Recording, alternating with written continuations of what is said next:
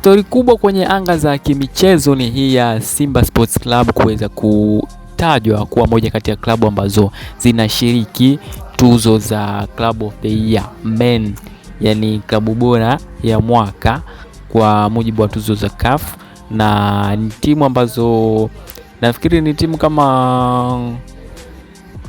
10 ambazo zimetajwa kwenye orodha hii, lakini cha kushangaza pia klabu kama Al Ahly haipo kwenye listi hii. So klabu ya kwanza ambayo imetajwa kwenye hii ni CR Belouizdad, lakini CS Constantine pia ipo katika orodha hii. Klabu nyingine ni ASEC Mimosas, klabu nyingine ni Pyramid FC, mabingwa hawa, lakini jingine ni RS Berkane, klabu nyingine ni Mamelodi Sundowns, kuna Orlando Pirates, kuna Stellenbosch FC. Sijui wametumia vigezo gani, lakini mbona kuna klabu kubwa hazipo kwenye hii nini? Umeona, huu anaitwa Al Hilali Omdurman. Alafu kuna Simba Sports Club ya nchini Tanzania.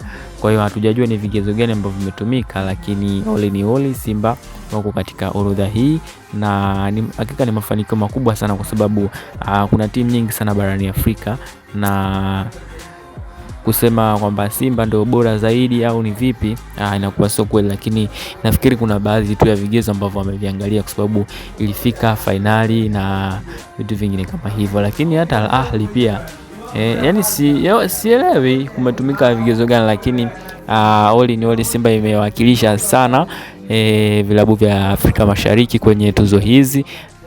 Pia good enough naambiwa kuna mchezaji anaitwa Shomari Salum Kapombe pia amekuwa ni mmoja kati ya wachezaji bora kwenye wanaowania kiatu cha mchezaji bora wa Afrika katika tuzo hizo za CAF. Kwa hiyo ni achievement kubwa sana kwa Simba, na imewakilisha vizuri sana kwenye soka la kimataifa nchi ya Tanzania.